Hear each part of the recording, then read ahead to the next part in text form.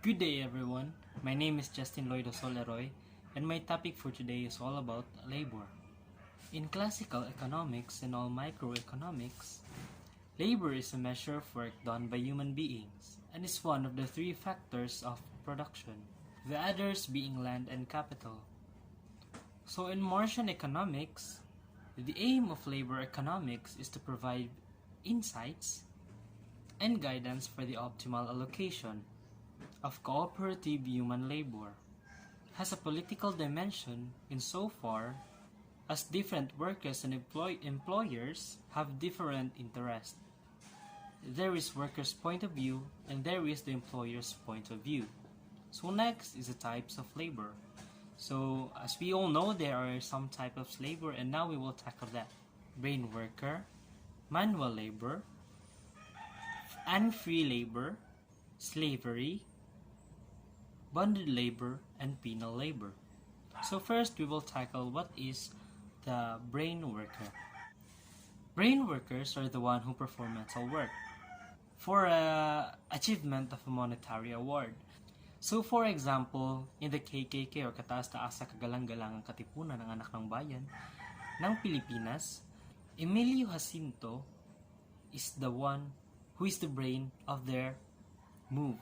So another example of a brain worker is, for example, a manager. So he or she is the one who knows what to do in order for your business to be improved. So next is the manual labor. So the word itself, it's manual. It is a physical work done with the hands, especially in an unskilled job. For example, packing of products or factory workers, construction workers, or any other field where the work may be considered as arduous, in which has a profitable objective, usually the production of goods. So in ancient times, the status of manual laborers was low, as most physical tasks done by the slaves. So for example, as what we can see on the historic based movies, so or for example in the Bible. So for example, the Jews are the slaves of the Egyptian way back when Moses was not yet saved them. Next is the unfree labor. So based on its title itself, unfree, we can say that they are the people that is employed against their will by the threat of destitution, detention, violence including death, or other extreme hardship to themselves, or even to members of their families. Many of these forms of work may be covered by the term forced labor, although this tends to imply forms based on violence. Also, unfree labor includes all forms of slavery. So next is slavery. It is very popular. It is a very popular type of labor because it happened most especially on prehistoric era or from the past time.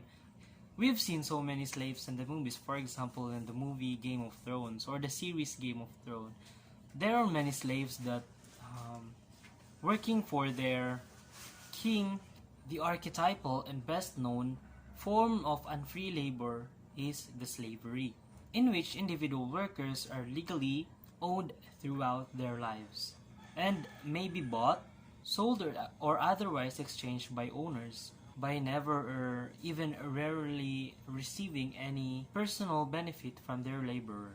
So next is the bonded labor, or also known as debt bondage and peonage. Happens when people give themselves as slavery in a security against a loan or when they inherit a debt from a relative. Under this chukri system, a female can be coerced into prostitution in order to pay for their debts. And lastly, the penal labor. Penal labor is a generic term for various kinds of unfree labor, which prisoners are required to perform typical manual labor. The work may be light or hard depending on the context. Form of sentence involving penal labor have included involuntary servitude. penal servitude, and imprisonment with hard labor. So next is labor camps. Another historically significant example of unfree labor or forced labor was that of political imprisonment. Or forced labor was that of political prisoners, people from conquered or occupied countries, and even prisoners of war, especially during the 20th century. The best known example of these are from the concentration camp run by Nazi Germany in Europe during the World War II, the Gulag camps run by Soviet Union or the Russia, and the forced labor used by the military of the Empire of Japan, especially during the Pacific War. And lastly, the most common one is the trafficking.